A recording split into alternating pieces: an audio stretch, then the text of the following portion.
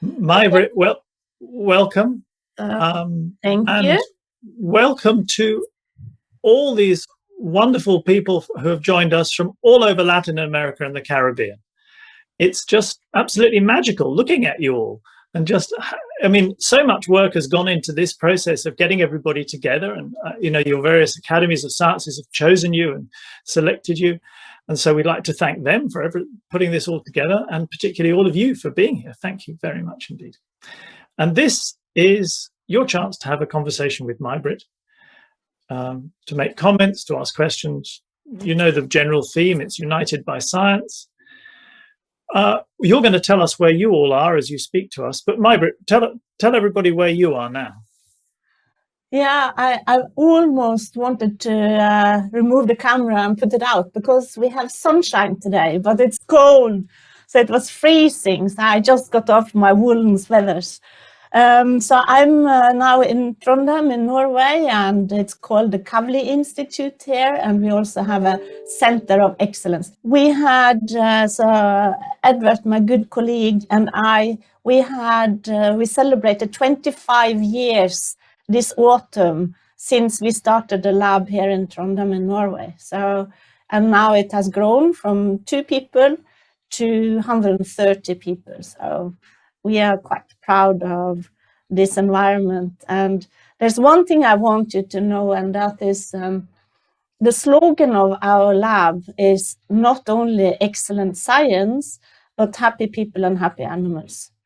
And not like being in a Tivoli or such things, but just that people calm down so that they can let the passion grow. That is what is important in science as well. That's a perfect place to start, May-Britt. Thank you.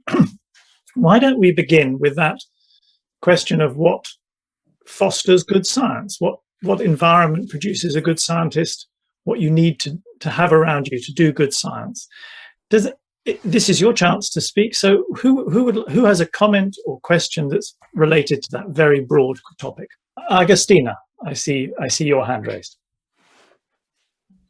Hello, everyone. Hello, May-Britt. It's such an honor to be here. My name is Agustina. I'm from Argentina, and I am a Fulbright student. I am studying a Master of Science in computational biology, and I believe that a good scientist, or foster a good science, one must have the will to change a certain aspect of the world around him or her. I think that is that kind of motivation that drives people to do amazing things. May-Britt, would you like to comment on that? Yeah, absolutely. So you say to change the world, and I think that is something we can do in small ways and in big ways. So how big do you think you can change the world? I think that individually one can change the world in a small scale, but when we join others with the same passion, we can change the world big. I think so too. So if you would like to change the world, how would it look like? What change do you want? I want so many changes, but one of them is position Latin America as one of the most important continents making science and going ahead in technology and improving economy and give the new generations new opportunities to succeed.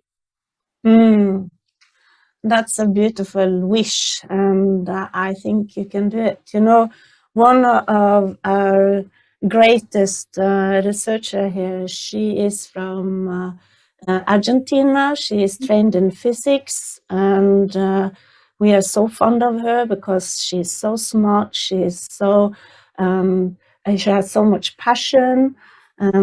She's called Soledad Cogno Gonzalez. And she was trained in Boloche. and she was born in Patagonia. Yes. And you know, when we sit on the top of Europe and think about in Patagonia, so that's fantastic. So no, so we need more people like you and her. So that's a good contribution to science. When we brought all of you together, I mean, the idea behind it is that you young people from Latin America and the Caribbean are the vanguard of change. So, you know, it's really, I mean, of course, it's in everybody's hands, but especially it's in your hands, which is exciting and scary, I suppose. Who wants to go next? Yes, Inai. Yes, hi, Dr. Moser. I am Inae. My pronouns are she, her. I'm a PhD student in epidemiology, South of Brazil. So first of all, it's such a pleasure for me to have the opportunity to speaking with you. I have been seeing some of your speeches encourage young scientists. So I'm one of them, so I'm very happy to be here. And the question that I want to raise, it's about our point of view as a scientist. So some people say that a scientist should be neutral, a neutral figure toward its science. On the other hand, others say that we should be aware and actually take advantage of our personal perspectives in our research. So I'd like to hear your thoughts about the scientist's point of view and science. So of course, in the ideal world, we should all be objective, because that is natural science, the law of natural science.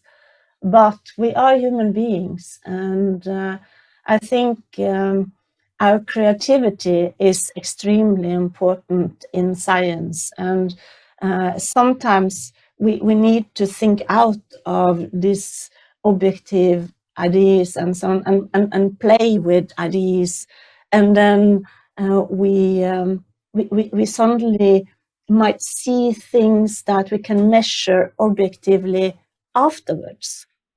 So when we write up our stories, then of course we should be honest, we should do the controls that are needed and all these things. But before that, then we can play around. Do you think so? Yes, I do think so. Especially me as an epidemiologist, I study basically people, human behavior. So it's important for me. And as far as I study also LGBTQ plus community, for me it's important to say that I'm a cisgender woman, white, lesbian, etc., just to have opportunity to be aware of my perspective and let the others know which point of view I'm talking about, how I do my research or how I discuss my results in my point of view. And of course, based on science. Yeah. No, so I think what is the most important is to be honest. And I think, and then to build your data interpretations into a story that is general and interesting, but still honest. Perfect. Thank you so much. May-Britt, everybody sets out in science to be honest. You stress the need for honesty. Do you think it's difficult to remain honest when you are a scientist sometimes? No, I think it seems like now I don't push on that button because we don't want to speak about politics, but in some opinions, then it's better to not be honest in order to win the game. And I think that is horrible. So I'm proud of us scientists that we try to be so close to the facts and our data as we can. But of course, sometimes we need glasses or we need IDs in order to see our results and to do the good interpretations.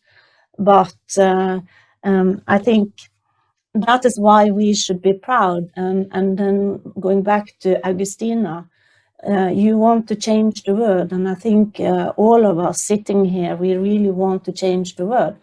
And one big thing in the world is to be honest about facts and data. And there's so many people who try to manipulate the facts, and we shouldn't let them. So we should be proud of what we know and tell people. Thank you. Who would like to continue the conversation? Yes, please, Jacqueline. Sorry. Yeah. Hello, good morning. My name is Jacqueline. I'm from El Salvador. I'm master in urban and regional development. And in this same line, I'm really curious about communication, how you communicate science, because it's usually not only is difficult when you have to go through political issues, but also for social perception. So do you think I bring an idea just with a thing you just said, that you have to be confident about your data, because usually also your data has uncertainty. And how do you deal with that uncertainty for communicating information based in science? So do you have any example how you challenge that type of problems or issues that usually brings every time with different topics related to science? Is how you communicate information and how do you make the people trust on you, even when you have to communicate that your data has uncertainty? Oh, thank you for that question. So, and thank you to all the others for the questions too. I think you have brilliant questions. No, this is a difficult topic, but I agree with you. Communication is extremely important for us scientists, and then we have to balance on this line so that we don't fall into this to do an oversimplification, so that we are not so close to our data, but we shouldn't make it so complicated that nobody can understand what we are doing. So we have to find this beautiful balance. And I think it's also important to say, I don't know, to some of the questions. And I can give you an example. We had a science festival in Trondheim, and the children had I talked to the children, and then the teachers asked, do you really like children to ask you questions, because they always ask so difficult questions? And I said, yes, I love difficult questions, but I don't know the answers to all of them. And then I got a question from one girl, and she was sitting there, and she was so shy, and she was asking about memories and cognition and how we could be conscious. And I said, I know so much about the brain, but I have no idea how we are conscious. That is the biggest question in neuroscience. So, but then we started to play with it. I said to her, I can tell you about the cells that are important for memory and spatial navigation. I can tell you what happens when you see something, it goes through this system in our brain. I can tell you what is happening when we are associating different events to make episodic memory. But I don't understand how it's conscious to us.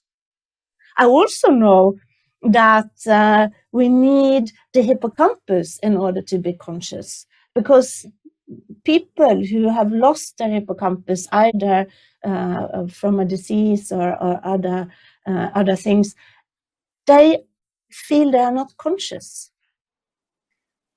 So you probably have heard about Clive Wearing. If you haven't, you should watch that video on YouTube. So Clive Wearing, he had a herpes encephalite, and his hippocampus died, both sides. And in his diary, he was writing 8 a.m. I'm conscious. Hooray! And then he was disturbed. And then he came back and he was looking at his notes and he said, what? I haven't been conscious, but now I'm conscious. And then he wrote down. So, you know, we know what brain structures and all these are important, but we don't understand what is consciousness. So I think if we give stories from our science and then say this is the limits to what we can say, but that is what is making science so fun, because there's so many questions still that we need to solve. What do you think, Jacqueline? Usually here it's like I work with forecasters that usually weather forecasters, they usually don't know exactly what is going through the atmosphere, because there are a lot of different parameters you have to deal with for saying what is going to happen in 1 hour or in the next days. So usually people wanted to know exactly, and for them it's really difficult to deal saying we are not pretty sure that this condition will be like that, but they have to deal with that all the time, and we are learning. And the thing you said about saying we are not sure or we do not have enough information for saying what will be, it's really good for them also to know that also scientists continue working for dealing with the thing we still don't know. Mm-hmm. And this is the good thing why scientists exist, because we still do not have knowledge about everything. So if we know everything, we are not here. It's not needed for us to be having these conversations. Exactly, but as you say, even to predict the weather, you need computation skills, and there are all these errors. But still, if you compare to 100 years ago, the predictions that we can have now, it will rain in 1 hour, is just amazing. So I think it's important to show how advanced science is these days. Yeah, sure. Thank you so much. Thank you, Jacqueline. Beatrice. Hi, everyone. Hi, May-Britt. It's a pleasure to be here. I'm from Brazil also, and I am a PhD student in biomedical science. I would like to go back to the comment made by Inai. It got me thinking about diversity. And I think we cannot talk about diversity without talking about the challenges that we letting people face when trying to be scientists. So knowing the importance of diversity in science, I would like to point to the implicit bias that we letting and also Black scientists like myself fight against. And this was recently brought to my attention by a paper of Calaza and colleagues. It was published earlier this year, and this group is actually from my graduate program from Fluminense Federal University. So basically, they state that even conscious people can have their judgment affected by these implicit racist associations that are based on social stereotypes.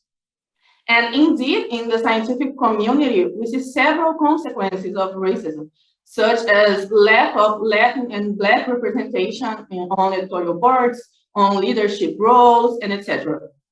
In fact, if we look at 2021 Nobel Prize winners, there was 13 laureates, and there's only 1 Black man, 1 woman, and 0 Latin. So, like an example, we need to fight this.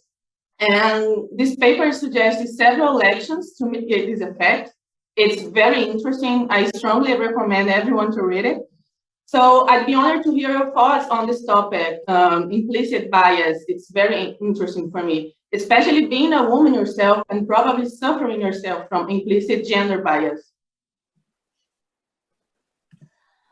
So thank you for this question, and of course it's very, very difficult. And what we can say about the human brain is this need to learn about the environment by putting things into categories.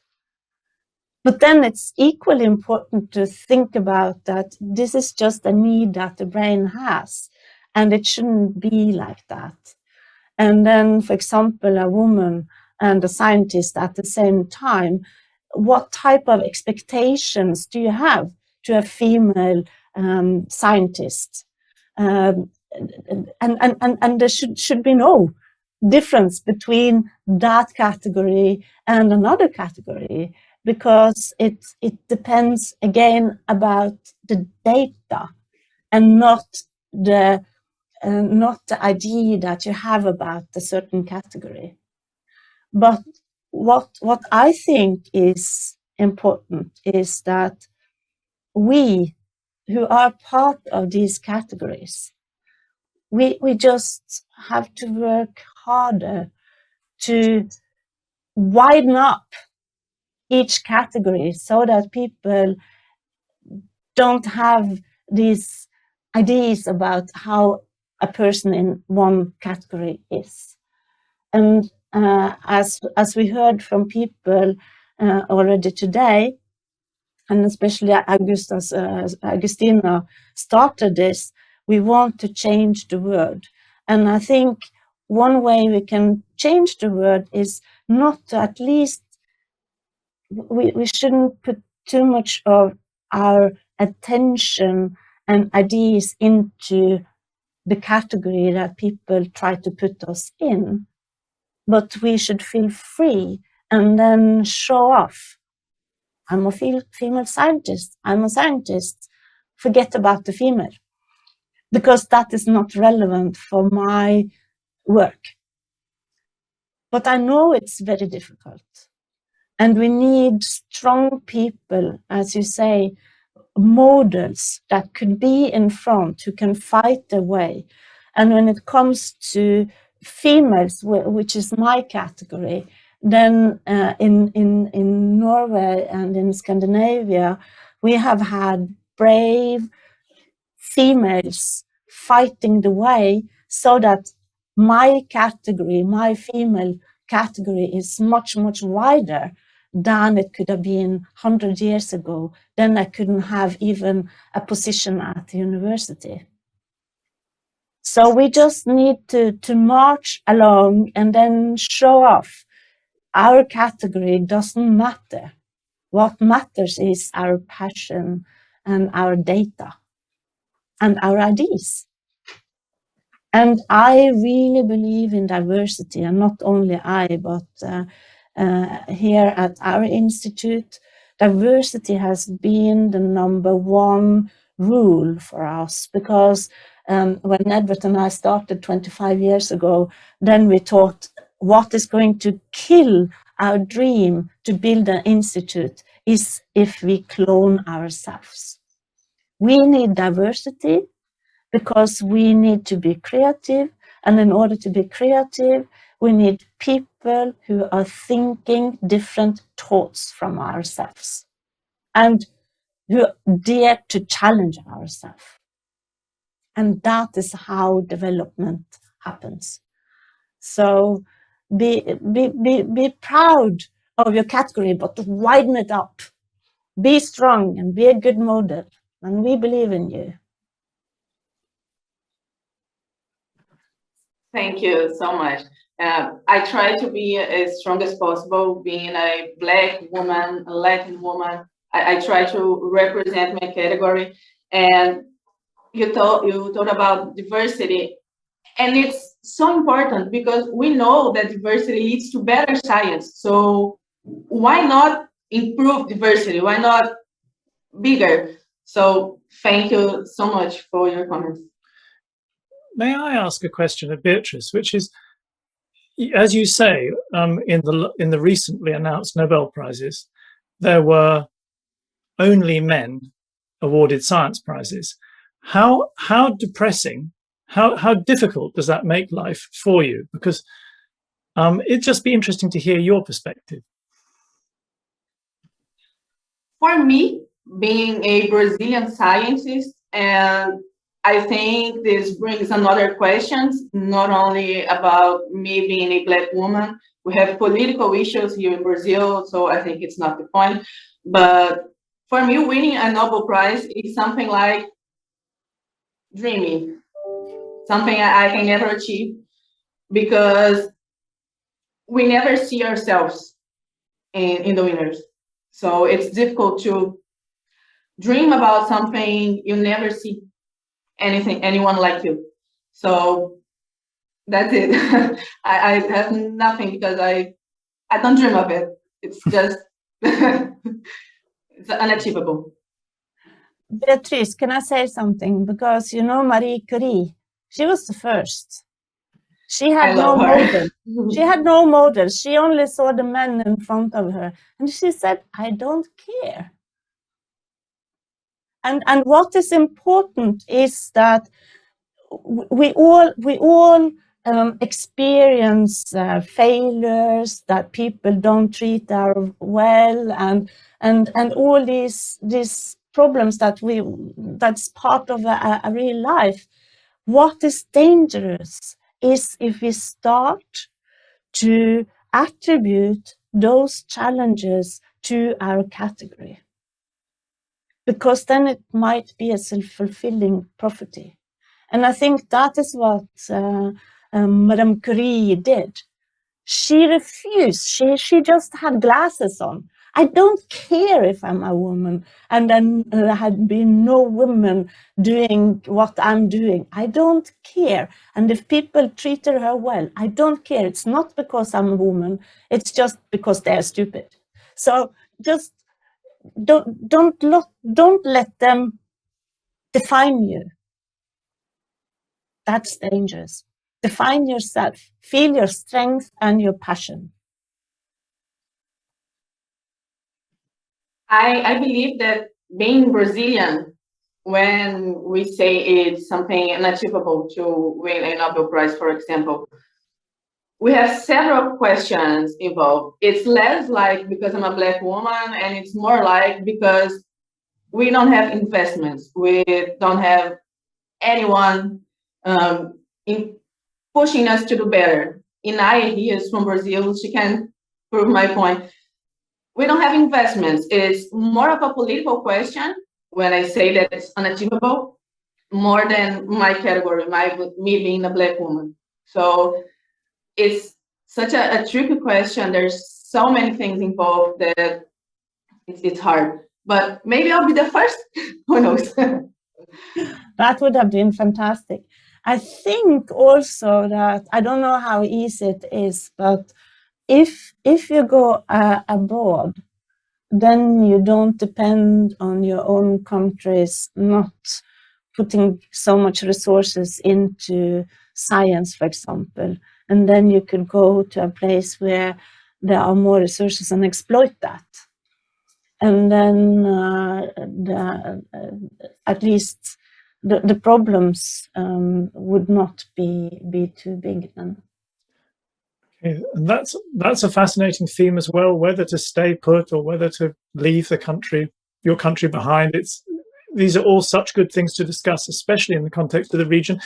But you can come back. That is what is important. And then you can come back and then show off. Alexandra, I think you were next. Yes. Hi, my name is Alexandra Diaz. I am from Peru. I am studying physics at San Agustin University. It's a pleasure to meet you. I want to talk about the promotion of science. Currently, I think there exists recognition to scientists and their work, like the Nobel Prize or other another international or national acknowledgements. Nevertheless, I consider that the knowledge of these types of recognition is restricted to the scientific community and not to the general public. I believe it is a problem because it limits the scope of important scientific works. Also, the fact that there is no diffusion of the various scientific personalities prevents that they could become references that motivate young people to study science. What do you think about this lack of social recognition? So I don't know how it is in Peru, but I've been there. And I think it's a beautiful, beautiful country with beautiful people. I don't know how much interest people have in science in Peru, but when I was there were so many other topics to think about in Peru that overwhelmed the people I spoke to. So maybe that is what has happened. I don't know. But what I can say is that again, I can speak for myself in my country. And what has happened, especially after the corona, then people have realized that we need science in order to get vaccines and to get medicine to the benefit of humankind. And after this, then it is people are more fond of science than sports. And Norway has been people of sport idiots. Excuse me, all people, but it has been extremely important with ski competitions and soccer competitions, and they are so well paid, and it has been so important. So after the normal people have seen that, in fact, if we didn't have science, we wouldn't have any vaccines. And that would be extremely terrible. So I think this awareness that we see might increase the interest in science. What field in physics, what are you studying in physics? Maybe it's so complicated that it's difficult for normal people to understand. What is your field? My field is computational physics, but it is applied to medicine. Okay, so you make models then, Chaos theory, or what kind of models do you make? Currently, I am working in artificial networks in order to predict cardiac compromise in Chagas disease. Okay. Yeah, so you know that might be a challenge to tell people, but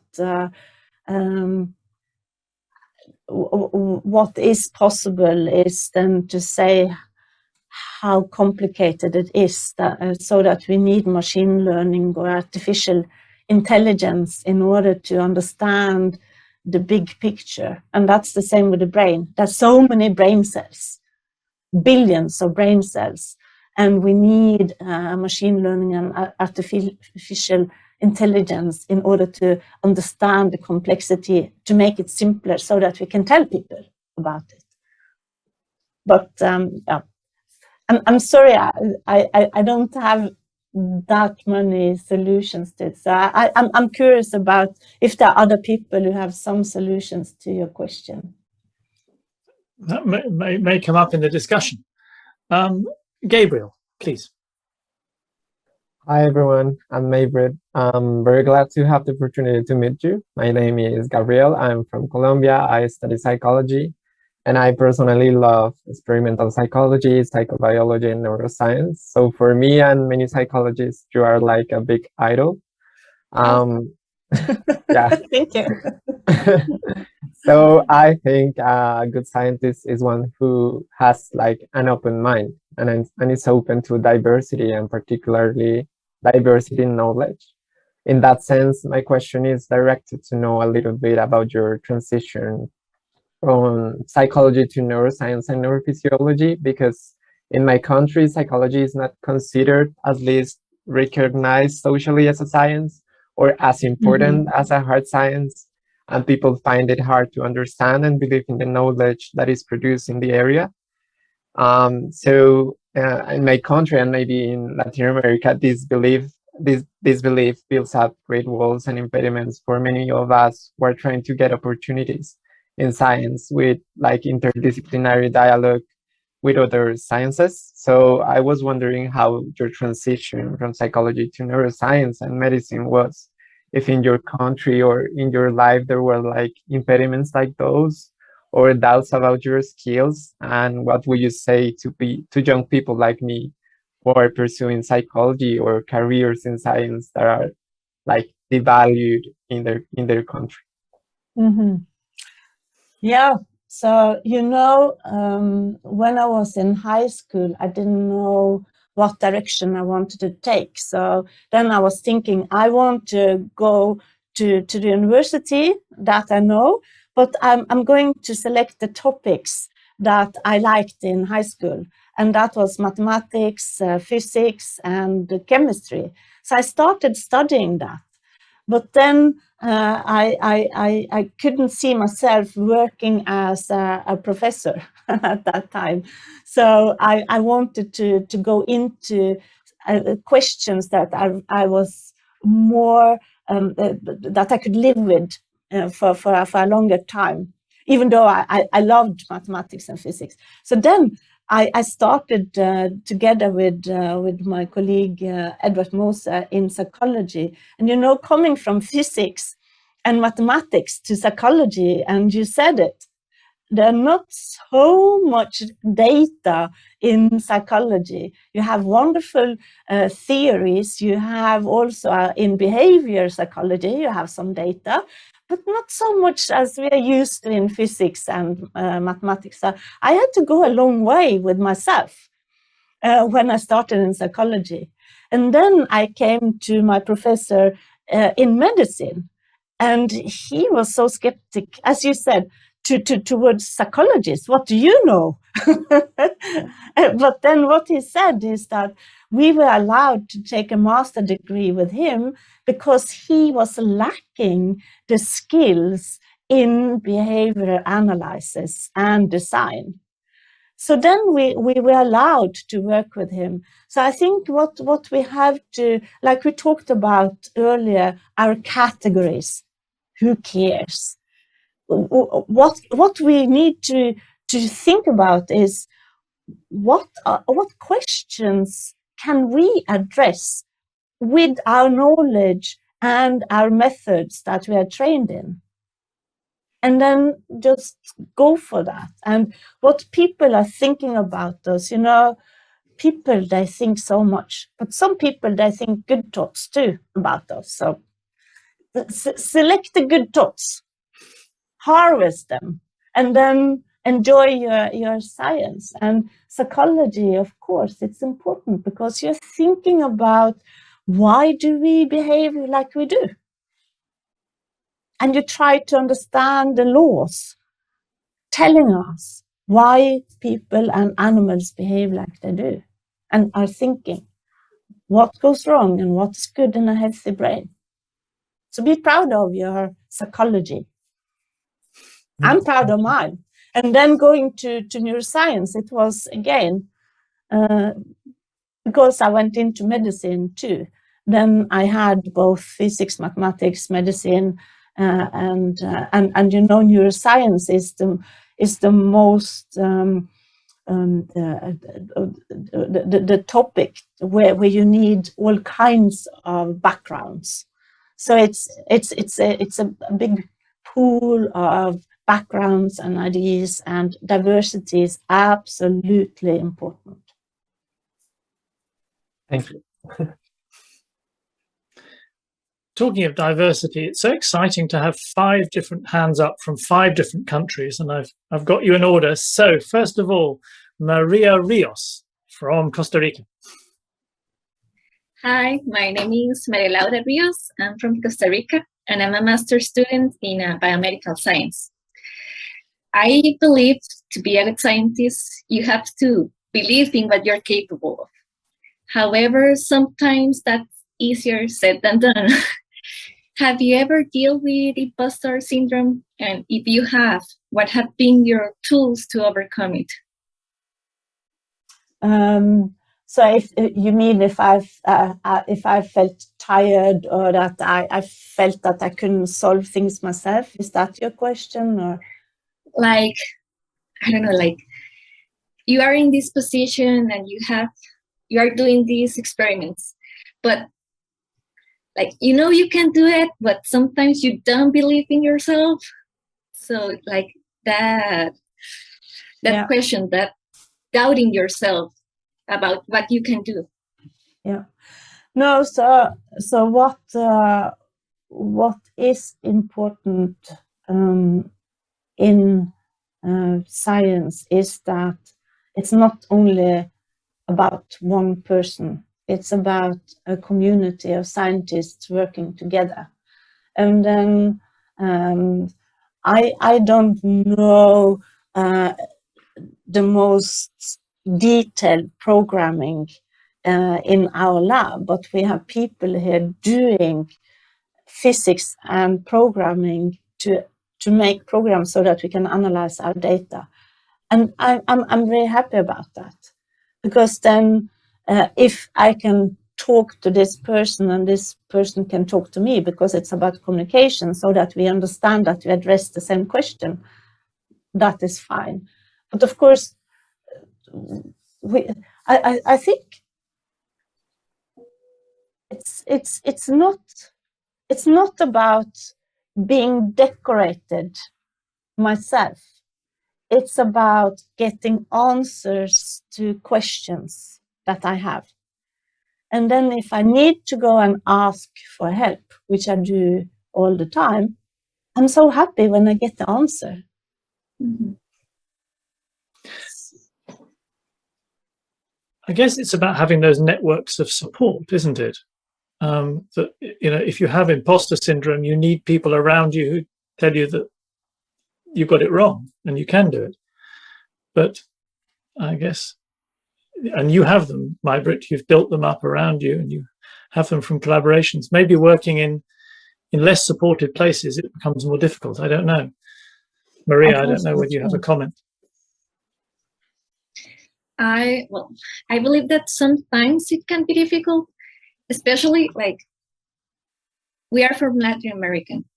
We know that here maybe we don't have like all the money that we would like to do all the science that we would like, but having a good advisor, having good classmates, people who believe in you, family who believes in you, I think that's pretty important.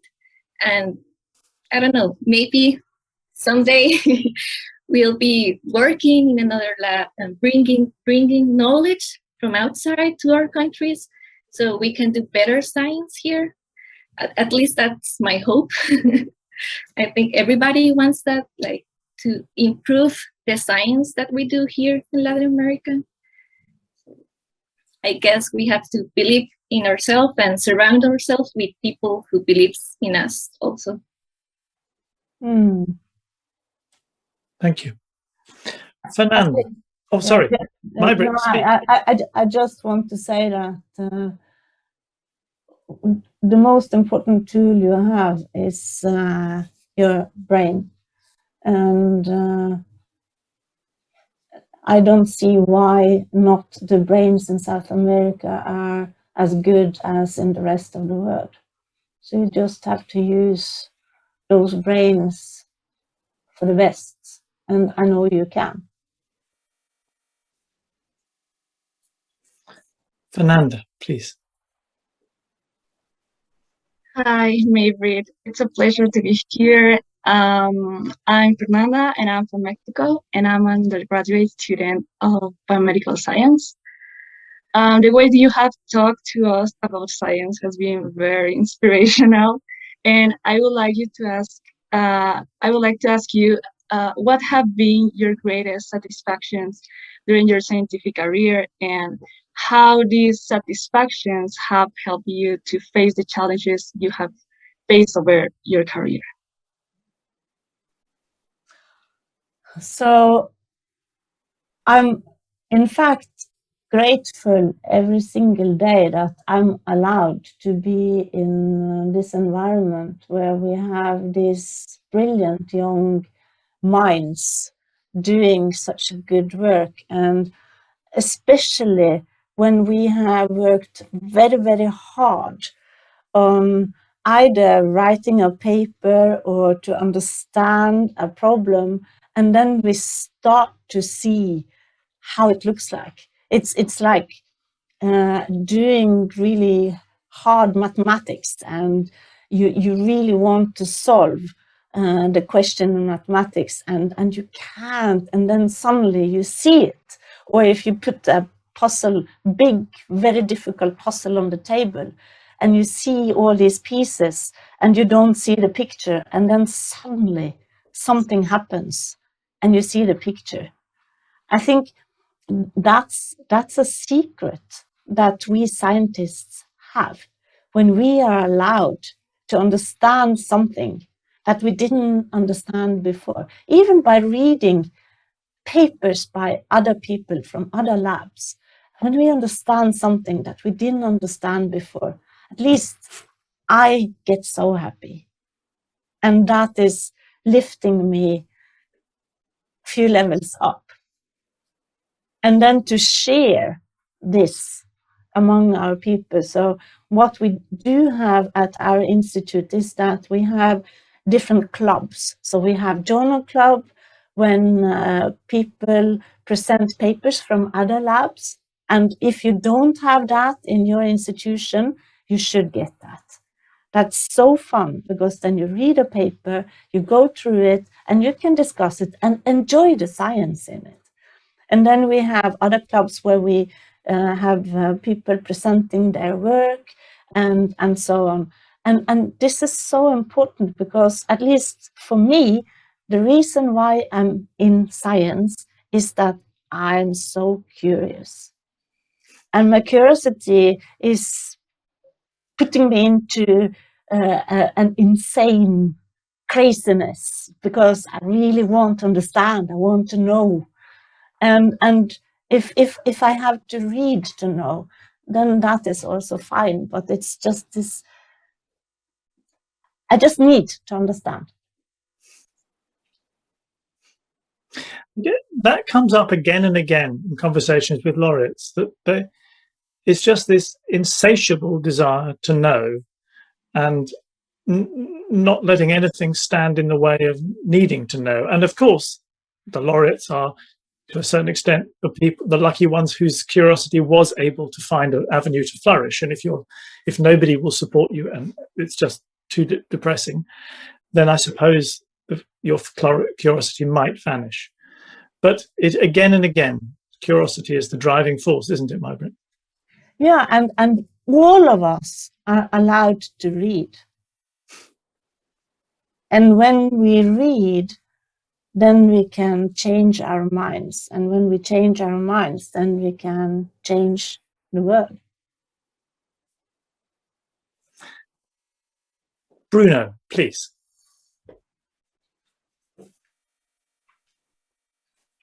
Good afternoon, Dr. Moser. My name is Bruno. I am from Brazil, and I am a medical student. I go by the pronouns he, him, his.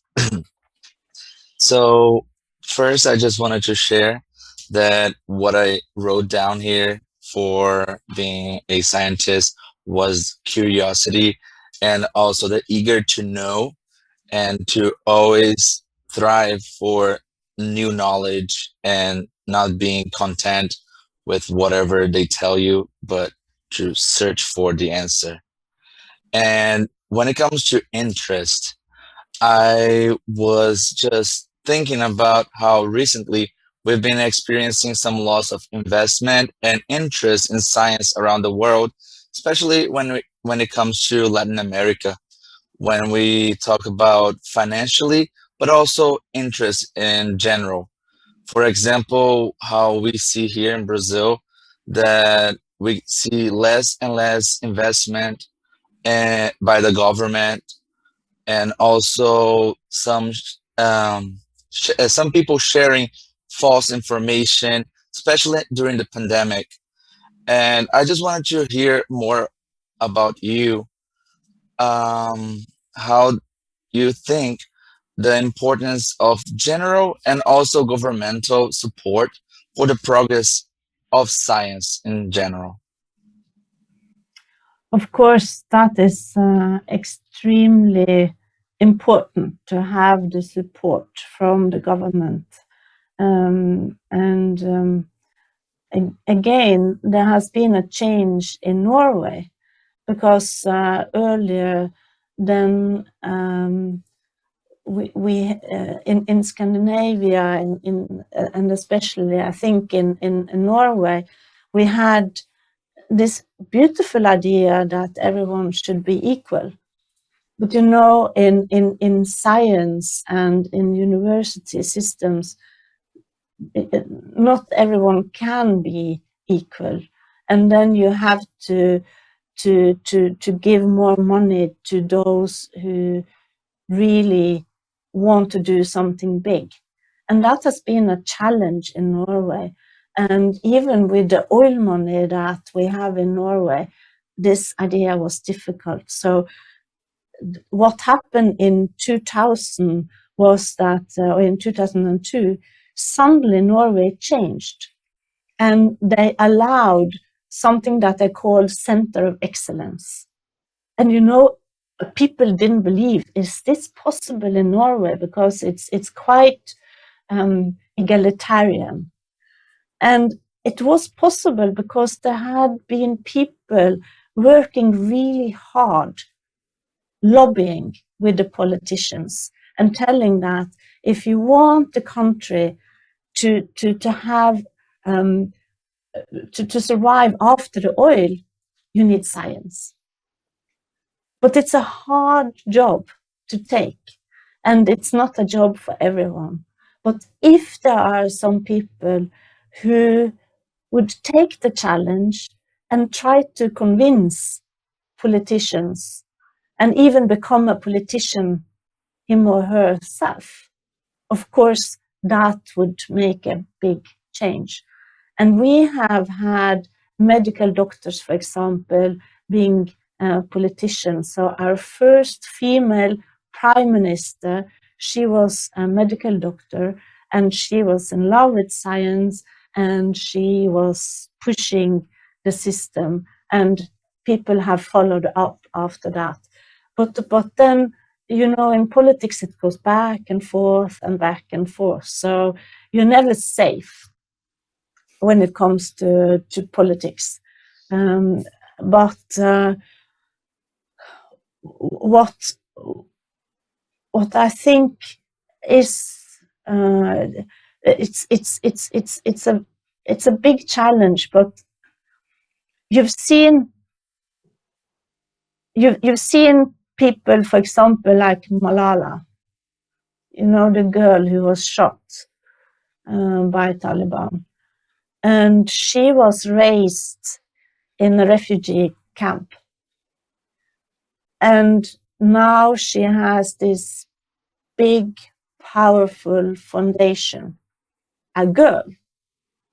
She was raised in Pakistan, if I don't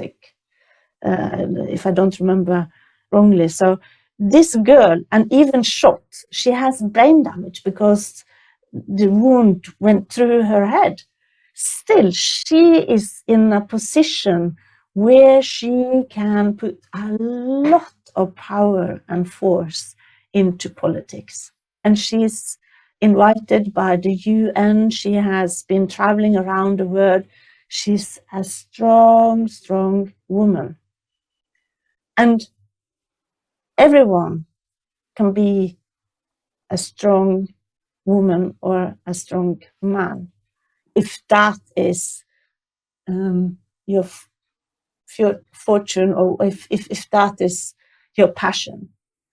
If not, then we can do other things. I think there are people around who can do it. What do you think yourself? Yeah, I truly agree that I think it's important for us scientists to be involved in politics as well. Think how as long as we get involved with politics, not exclusively directly into politics, but be interested in it and take some actions to work towards the betterment of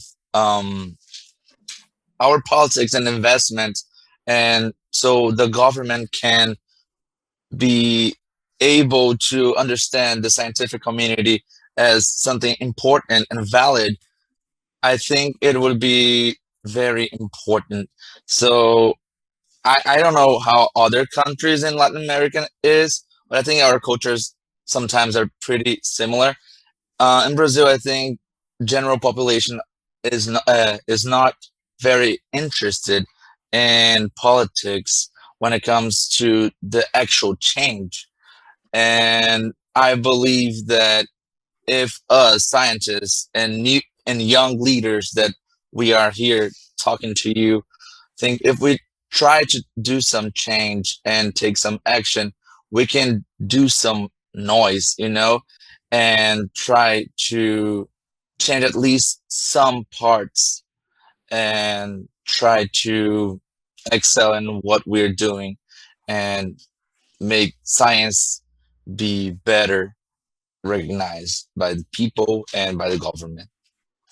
I think if you are fighting for science or some have a bigger mission than yourself, then people will follow. So, and it's possible to start in the small groups and then expand. And if you have something interesting to say, to tell, and people believe in you because you believe in yourself and you believe in what you say, then you can get followers. And now with the new technology, we don't live in the dinosaur time any longer with TikTok, Twitter, Facebook, whatever technology. There's so much you can do. And you know that in some countries where they don't want to have a change, they stop these platforms. So you can use these platforms too, and it's cheap. Stefania, you wanted to jump in. I know we have other questions coming, but please. Good morning, May-Britt. Nice to meet you. My name is Stefania. I am from Colombia. I have a master's degree in biological science. My question is related to the question that asked Bruno, that Bruno says.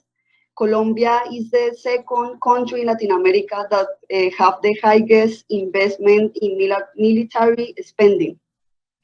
What do you say to the leaders of countries like Colombia so that they understand the need to invest in science and not in war? So I think when we go out there and are screaming and telling people, why don't you support us, and we are just in a bad mood, that doesn't help. What do help is when we are enthusiastic ourselves, so that people believe in what we're doing and they want to support us. And I think that is what happened with Malala, since we spoke about her. She really believes in education. She doesn't believe in herself, but she believes, or she doesn't think about that. It's not her person who is in the forefront, but she believes in education for everyone. And then she's just talking enthusiastically about that. And education, we know, is what is important for humanity. Because if you have an educated mind, then people hopefully understand that it's more complicated than the lies that some people will come about how the world is. So to be enthusiastic, to have something, content to come with, new information that people experience as important for them. then it's easier to get people to go out and fight and be angry and all these things. You can scare people to follow you, but that is not good. Thank you. Thank you, May-Britt. Thank you, Stefania. Daniel Bonilla. Hello, it's an honor to be here. My name is Daniel Bonilla, and I'm an undergraduate student of applied economics. I also really like Bruno's participation. It is, in fact, very related to what I wanted to mention, and is that we have been talking a lot in this conversation about financial support to science. But I think before financial support, there has to be the willingness to recognize that science can in fact help your policy making, and it can help development in any country. So just one thing that I wanted to mention, like speaking a little bit about my country's situation, is that, for example, I used to be part of a team, one of the, I want to say, biggest teams in economic and institutional research here in Nicaragua. But due to some political situations, had to suspend operations. And the same thing has happened for more than 40 NGOs here in the country for the last year. So I think I wanted to ask you, what do you think us young scientists can do when not only policymakers and governments do not encourage scientific research, but also negate it and attack it, and we don't really have the opportunity to make use of our knowledge and create knowledge towards for development, for developing our countries. You know, when you come with such stories, I just get very sad. But there was one person, a friend of me, and he called me to ask me about something a few weeks ago. And then he said, we just discussed some enrichment in children and so on. And I said, yeah, this is so important, I believe in it, and so on. And then he said, May-Britt, when you lose your hope for a change, you are dead. So I refuse to kill my hope, for a better word. But I understand that it's an awful situation in your country. But what I think we should do when we see these awful situations is to read some history. And we know that there are changes in every single country, from the good to the bad, from the bad to the good. And you know, when people attack, they attack your hope. Don't let them. See if you can find platforms where you are safe and spread the good word. Are you allowed to have Facebook networks? Are you allowed to have Twitter networks? Are you allowed to have groups that are not attacked? If you are, use that. Make a change. But be careful. Yes, thank you. Yeah, I also wanted to bring to the table the fact that things like this are why I think this kind of regional efforts to speak about science and to promote science are really important, really. You are here today, and people will see you speak. Your voice is heard. And it was Thank very you. clear from IANAS, the overarching body of Academy of Sciences, that they felt that bringing you together might give opportunities for you to help each other in the future and to act as kind of agents of change. So there's faith in you from the overarching body of IANAS. So that's something. Trayvon. Hello, Dr. Moser. It's such an honor to be here with you all in this call and with these brilliant people as well.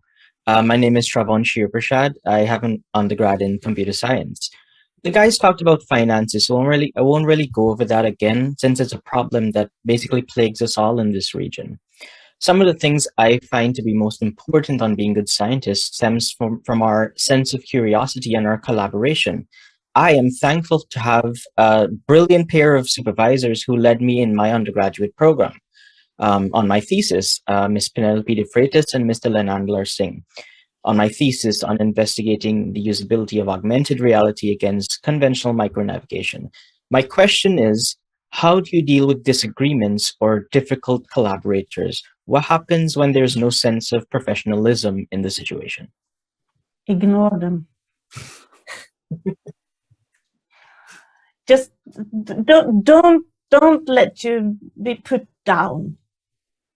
And as I said, if people put you in a category that you don't feel is too narrow, or if you feel people are not kind, think about them, that they might have some sides in their personality that could also be kind, but you haven't seen it yet.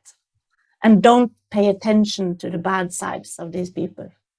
Don't let them hurt you.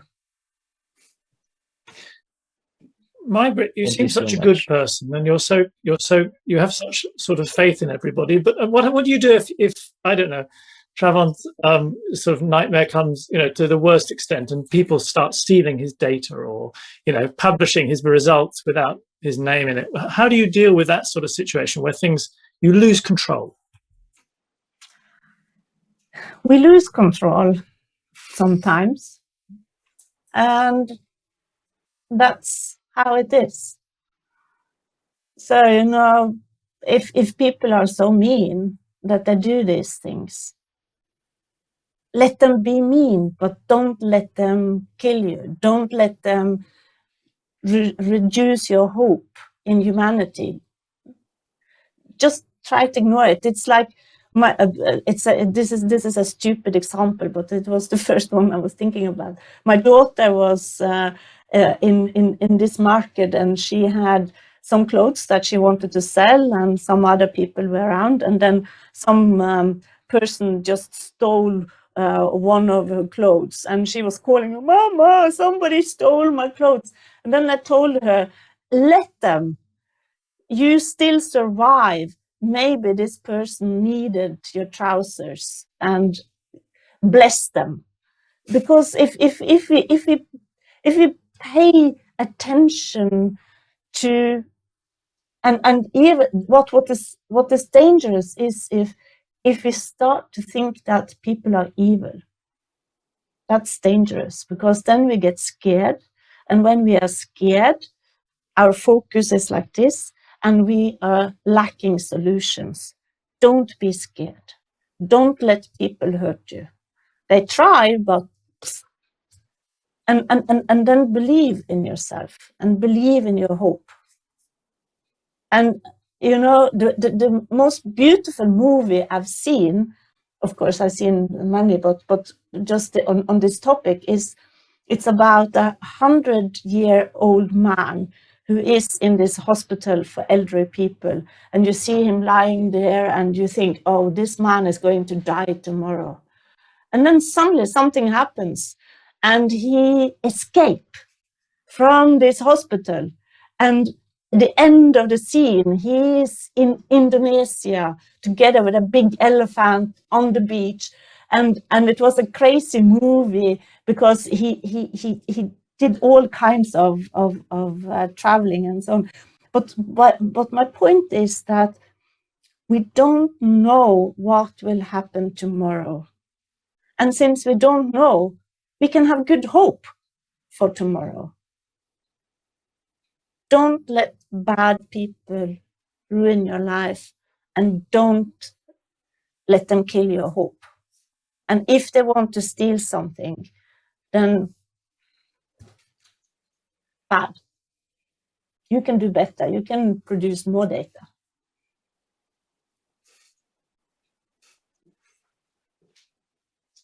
Thank you very much indeed. We might all be the 100-year-old man who jumps out the window then. It's a nice thing.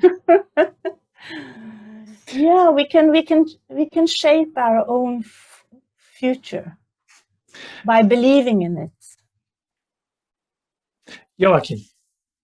Hello, everyone. It's a pleasure to meet you. I am Joaquim. I am from Mexico, and I am studying a master's degree in neuropharmacology. I have a question about what is your vision of the future of neuroscience? In other words, where will future research go? I can, if you allow me, I can tell you a tiny bit about my own research, where I think that is going. What I think will happen in my research is that we now get new tools so that we can record from many cells at the same time, thousands of cells. And then we need physics in order to understand the processes and the connections between these cells when these cells are part of a function. And then if we start to understand that in one area, for example, in the area that I study, like entorhinal cortex, that is important for spatial memory, then we can maybe, hopefully, get algorithms, the rules that these nerve cells are following. And then we can ask the question, if we move now to a new area in the brain, do we see the same algorithms? Can we understand what is happening? And how plastic is the system? How, depending on the sensory input, is there processes in the brain that we call low dimensional, that are not so depending on sensory input, and all these questions. And then hopefully this knowledge about the normal brain can be important for understanding what goes wrong in the brain, where you have both psychiatric diseases and also other brain diseases. So that is my hope. Thank you.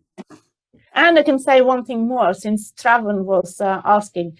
If you understand the basic algorithms of some, and there are some areas like the entorhinal cortex that are really low dimensional, you can put in a chip and do some of the work, maybe, and help people who have lost their cells. Wouldn't that be wonderful? Catalina. Hello, I'm Catalina. I am from Chile, and I am PhD student of the Molecular Genetics and Microbiology program.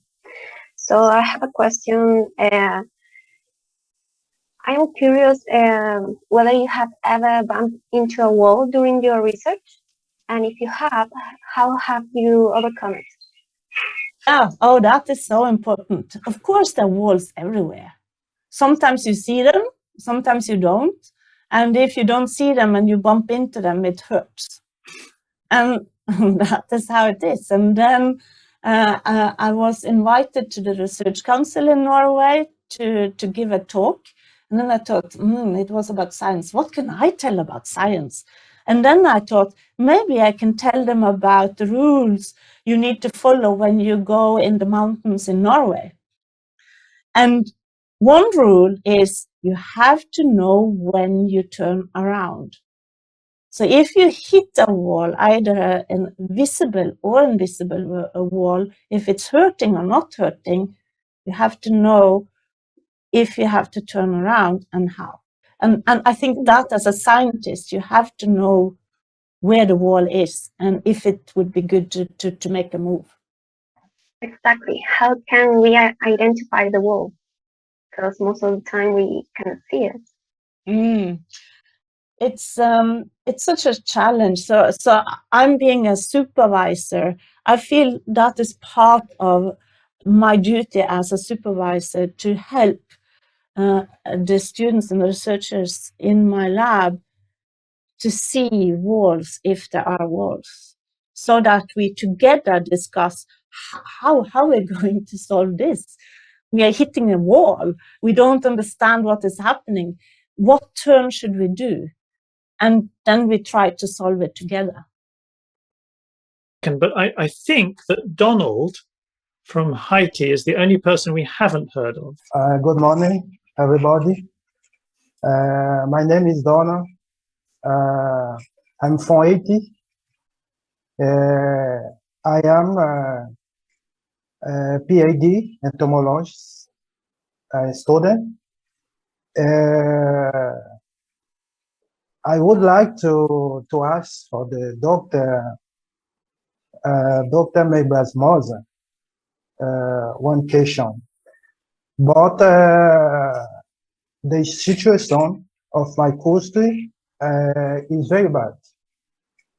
But this size is the late for the situation. I would like the doctor meet.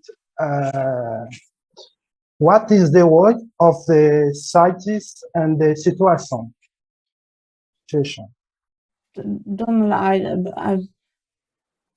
I'm speechless because I know the suffering in Haiti, and of course I've just read about it, and I can't even feel close to what is happening there.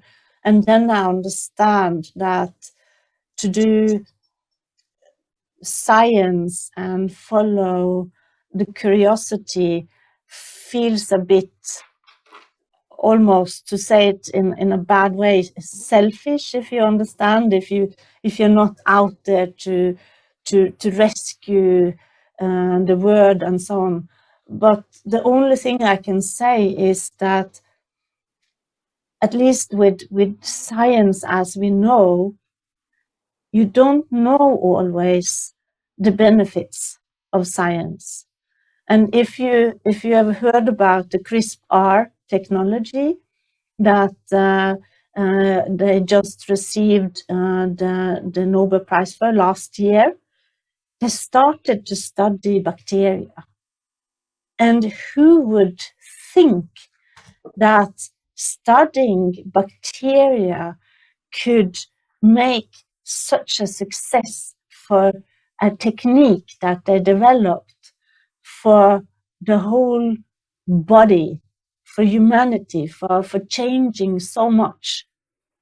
So I think sometimes, even though it feels like there's so many other big problems that we need to solve, still it must be allowed to do something out of curiosity, because maybe that will be the solution to the big problems. And that is both the hope and the strength in basic science, at least, because you don't know exactly when you need this data and this research. So, but I understand what you say. I understand the pain, and also that to defend, to do science when there's so much problems around, that is very difficult. But if you really believe in what you're doing, do it. One day, it might be extremely important. Last comment or question from you. Yeah, last topic. So some solutions is hard, but some attempts can be worthy.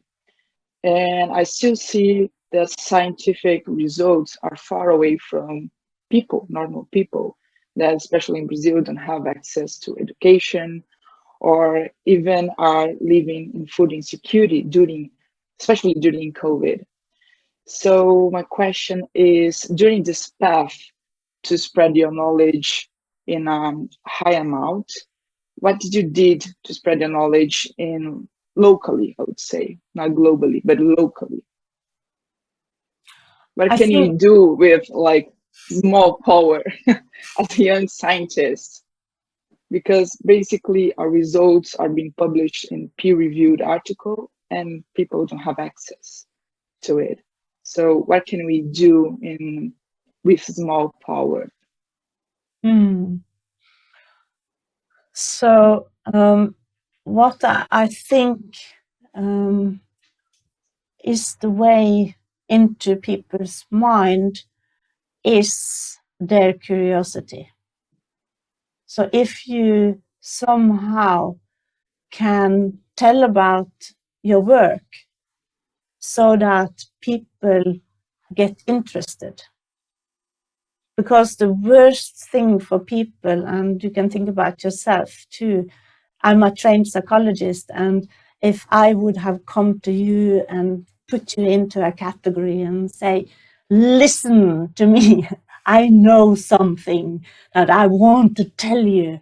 And if I would then be very arrogant and say, you have to believe me and so on, then the situation would be much more different if I would come to you and say, I really think I understand something, but I'm not sure. Would you like to join me in this journey to understand? Maybe we can talk about it together, and I have this knowledge. And you, even with no university background, you can, now I'm talking about a person that we are talking with, this person might have some experience, some ideas that would be interesting even for us coming from the university. So to be open and not put people who are not from the university into a category that you can't get this person to understand what you're saying. That would be terrible. So rather think, it's my duty to get this person curious about what I know. Perfect. I feel that I'm in the right way because every time that I have the opportunity to talk about it, I'm talking about it. So it's on radio, stadium, even church, like they give me the opportunity to talk about it. And you jump on it. Congratulations. Yeah, exactly. Especially for those who don't have access, like my family, my grandmother, my grandfather. They are my first source to spread my knowledge. Fantastic. So, you know, I'm raised in what we call the Bible Belt in Norway, and we had a lot of missionaries there. And what I learned from talking to these missionaries is not to be a missionary myself, talking about the Bible and so on, but to be a missionary about science. Because what I learned from them is that if you have some burning knowledge, even if it's about the Bible or Jesus or science, bring it out there and do that and use your network, keep in contact and bring it out to people who would like to listen and keep their curiosity there. Well done. Thank you so much, all of you, for giving us the opportunity for this conversation. We are so grateful to you for taking the time to come and talk to us all and with each other. And I'm sure that the inspiration has been mutual. So thank you all very much indeed. Thank you. Bye. Bye. Thank you.